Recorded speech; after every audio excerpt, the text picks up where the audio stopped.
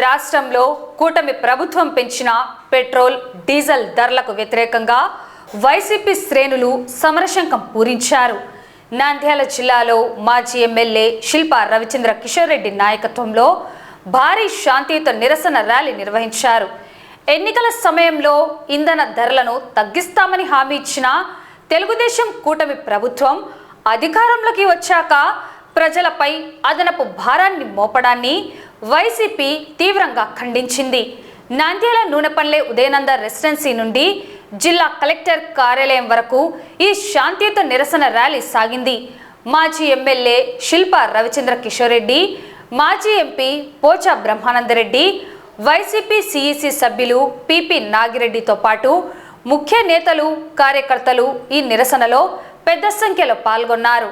అనంతరం కలెక్టరేట్ ఆవరణలో జరుగుతున్న పీజీఆర్ఎస్లో డిఆర్ఓ రాము నాయక్కు వినతి పత్రం అందజేశారు. అనంతరం మాజీ ఎమ్మెల్యే శిల్పా రవిచంద్ర కిషోర్ రెడ్డి మాట్లాడుతూ కేంద్ర రాష్ట్ర ప్రభుత్వాల్లో తామే అధికారంలో ఉన్నామని చెప్పుకుంటున్న ముఖ్యమంత్రి చంద్రబాబు నాయుడు పెరిగిన ధరల నియంత్రణపై ఎందుకు స్పందించడం లేదని ప్రశ్నించారు. దేశంలో ఎక్కడా లేని విధంగా ఆంధ్రప్రదేశ్లో పెట్రోల్ డీజిల్ ధరలు అమాంతం పెరిగాయని, రాష్ట్ర ప్రభుత్వం ప్రజలపై 31% వాట్ భారాన్ని మోపుతోందని ఆయన విమర్శించారు. అంతేకాకుండా రోడ్ డెవలప్మెంట్ ట్యాక్స్ పేరుతో రకరకాల పన్నులు వసూలు చేస్తూ ప్రజల నడ్డి విరుస్తున్నారని మండిపడ్డారు. ఈ పన్నుల ద్వారా వచ్చే ఆదాయం కేవలం రాష్ట్ర ఖజానా నింపుకోవడానికే తప్ప ప్రజల సంక్షేమానికి, అభివృద్ధికి కాదని ఆయన ఆరోపించారు. కూటమి ప్రభుత్వం తక్షణమే స్పందించి అదనపు సుంకాన్ని తగ్గించాలని, రూపాయి భారం కూడా లేకుండా ప్రజలకు ఉపశమనం కలిగించాలని వైసీపీ నేతలు డిమాండ్ చేశారు. ఈ కార్యక్రమంలో మాజీ మున్సిపల్ చైర్పర్సన్ మహబూనిసా, రాష్ట్ర మహిళా విభాగం general secretary doctor Sasikala Reddy, Kalluri Ramalinga Reddy, MPP Shetty Prabhakar, Arthur Simon, జిల్లా ఉపాధ్యక్షుడు దాల్మిల్ అమీర్, జిల్లా ప్రధాన కార్యదర్శి సోమశేఖర్ రెడ్డి, మాజీ మార్కెట్ యార్డ్ చైర్మన్లు విజయ్ శేఖర్ రెడ్డి, మహేశ్వరారెడ్డి, జిల్లా మేధావుల విభాగం అధ్యక్షుడు రసూల్ ఆజాద్, జిల్లా అధికార ప్రతినిధి అనిల్ అమృతరాజ్, వైసీపీ నంద్యాల మండల అధ్యక్షుడు బసవేశ్వర్ రెడ్డి, జిల్లా కార్యదర్శి దేవనగర్ భాషా, జిల్లా క్రిస్టియన్ మైనార్టీ సెల్ అధ్యక్షుడు కారు రవికుమార్, సాంస్కృతిక విభాగం అధ్యక్షుడు టివి రమణ, రాష్ట్ర ఎస్టీ సెల్ కార్యదర్శి Shankar Naik, Nandyal assembly ST cell అధ్యక్షుడు రామచంద్రుడు, వైసీపీ మాజీ కౌన్సిలర్లు, మండల స్థాయి నాయకులు, వైసీపీ నాయకులు, కార్యకర్తలు పాల్గొన్నారు.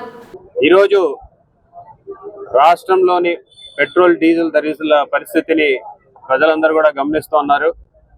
ముఖ్యంగా నిన్నగాక మొన్ననే 3 రూపాయలు కూడా పెంచడంతో రాష్ట్రంలో ఈరోజు పెట్రోల్ ధర దాదాపు 113 రూపాయలు 62 పైసలకి ఈరోజు లీటర్ పెట్రోల్ ధర పెరగడము, అలాగే డీజిల్ కూడా సెంచరీ దాటి ఈరోజు దగ్గరగా 105 రూపాయల వరకు ఈరోజు డీజిల్ ధరలు కనపడుతూ ఉన్నాయి.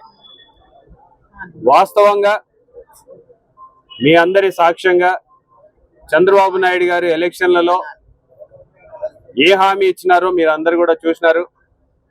ఆ రోజు పెట్రోల్ డీజిల్ ధరలు కేంద్ర ప్రభుత్వం ఆధీనంలో ఉన్నా సరే నిస్సిగ్గుగా అబద్ధాలు చెప్పి జగన్మోహన్ రెడ్డి గారే పెంచారు, నేను వస్తే పెట్రోల్ ధరలు డీజిల్ ధరల్ని తగ్గిస్తాను, గ్యాస్ ధరల్ని తగ్గిస్తాను అని చెప్పేసి ప్రగల్భాలు పలికినటువంటి పెద్ద మనిషి 2 సంవత్సరాలుగా వస్తుంది. ఈరోజు 1 రూపాయి అన్నా తగ్గించినాడా అని చెప్పేసి ఈరోజు మేము ప్రశ్నిస్తున్నాం. 1 రూపాయి తగ్గించకపోగా ఈరోజు దేశంలోనే అత్యధికంగా పెట్రోల్ డీజిల్ ధరలు ఏ రాష్ట్రంలోనే ఉన్నాయా అంటే అది ఆంధ్రప్రదేశ్ అని చెప్పేసి ఈరోజు ప్రథమ స్థానంలో, నేను ఆంధ్రప్రదేశ్ ని ప్రథమ స్థానంలో నిలుపుతానంటే ప్రజలందరూ డెవలప్మెంట్ లో నిలుపుతారేమో అని చెప్పేసి ఆలోచించినారు. కానీ ధరల మోతలో ఈరోజు ఆంధ్రప్రదేశ్ ని మొదటి స్థానంలో నిలుపుతారని చెప్పేసి ఎవరు కూడా ఊహించలేదు. ఈరోజు నిస్సిగ్గుగా ప్రపంచంలో చమురు ధరలు పెరిగినాయి, మీరు వాడకం తగ్గించుకోవాలి, మీరు ఇళ్లలో కూర్చోవాలి, ఇంటి నుంచే పనులు చేయాలి, ఎలక్ట్రిక్ వాహనాల్ని వాడాలి అని చెప్పేసి ఈ రోజు అబద్ధపు మాటలు మాట్లాడుతూ ఉన్నారు. ఈ రోజు ఒక్కటే చెప్పదలుచుకున్నా, ప్రజల కోపాన్ని నుంచి తగ్గించుకోవడానికి కోసం ప్రపంచ చమురు ధరల గురించి వీళ్ళు మాట్లాడుతున్నారే తప్పితే ఆంధ్రప్రదేశ్ లో వ్యాట్ అంటే ఆంధ్రప్రదేశ్ ప్రభుత్వానికి సంబంధించిన పన్నులు ఎంత % ఉన్నాయి అనేది ఒకసారి ప్రజలకి వివరించాలని చెప్పేసి కూడా మేము కోరుతున్నాం. దాదాపు 31% వ్యాట్ ని ఈరోజు ఆంధ్రప్రదేశ్ ప్రజలు పెట్రోల్ డీజిల్ ధర మీద చెల్లిస్తున్నారు అని చెప్పడానికి ఈ రోజు మేము ప్రజలకి తెలియజేస్తా ఉన్నాం. వ్యాట్ కు పోగా మళ్ళీ రోడ్ డెవలప్మెంట్ ట్యాక్స్ అని చెప్పేసి ఇంకొక ట్యాక్స్ అని చెప్పేసి ఈ రోజు దాదాపు 1/3 పైగా ఈ రోజు ఆంధ్రప్రదేశ్ ప్రభుత్వానికి ఖజానాకి చేరుతుందన్న విషయాన్ని కూడా ప్రజలు గమనించమని చెప్పేసి కోరుతున్నాం. ఈ రోజు పక్కన ప్రపంచ చమురు ధరలు అని చెప్పేసి తప్పించుకోవాలని చెప్పేసి ప్రయత్నాలు చేస్తూ ఉన్నారు. మేము ఒకటే సూటిగా ప్రశ్నిస్తున్నాం, ప్రజలకి ఇంత భారం తగులుతున్నప్పుడు, ప్రజల మీద ఇంత భారం పడుతున్నప్పుడు ఒక రాష్ట్ర ముఖ్యమంత్రిగా మీకు బాధ్యత లేదా అని చెప్పేసి అడుగుతా ఉన్నాం.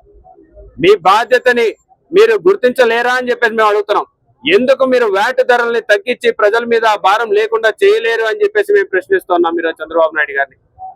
నేను వస్తే ప్రపంచంలోనే పెట్రోల్ డీజిల్ ధరలు తగ్గిస్తానని చెప్పినటువంటి పెద్ద మనిషి ఈ రోజు మీ రాష్ట్రంలో ఆంధ్రప్రదేశ్ ప్రజల కోసం మీరు మీ సొంత గవర్నమెంట్ విధిస్తున్నటువంటి ట్యాక్స్లు తగ్గించుకోలేరా అని చెప్పేసి మేము అడుగుతా ఉన్నాం. ఎందుకంటే కేంద్ర ప్రభుత్వం తగ్గించింది, రాష్ట్ర ప్రభుత్వంగా మీ బాధ్యత మీరు విస్మరిస్తున్నారా? కేంద్ర ప్రభుత్వం కూడా మీదే, రాష్ట్ర ప్రభుత్వం కూడా మీదే. మీరు తలుచుకుంటే ₹1 కూడా ప్రజల మీద భారం లేకుండా ఇంకా తగ్గించే శక్తి మీ అందరికి ఉంది. మీరే చెప్తున్నారు కొన్ని లక్షల కోట్ల రూపాయలు బయట నుంచి మన ఆంధ్రప్రదేశ్ కి పెట్టుబడులుగా వచ్చినాయని చెప్పేసి చెప్తా ఉన్నారు. మరి అన్ని లక్షల కోట్ల రూపాయలు వచ్చినప్పుడు ఈ భారము ప్రభుత్వం భరించలేదా అని చెప్పేసి మేము అడుగుతా ఉన్నాం. ఎందుకు నిర్ణయం తీసుకోలేకపోతున్నారు? ఎందుకు ప్రజలు ప్రతిరోజు పడుతున్నటువంటి ఈ భారాన్ని తగ్గించలేకపోతున్నారు? ఎందుకు గ్యాస్ ధరలు తగ్గించలేకపోతున్నారు? ఎందుకు ఈ రోజు ప్రజలకి ఆహార ఉత్పత్తుల మీద ధరలు తగ్గించలేకపోతున్నారు అని చెప్పేసి మేము ఈరోజు చంద్రబాబు నాయుడు గారిని ప్రశ్నిస్తున్నాం.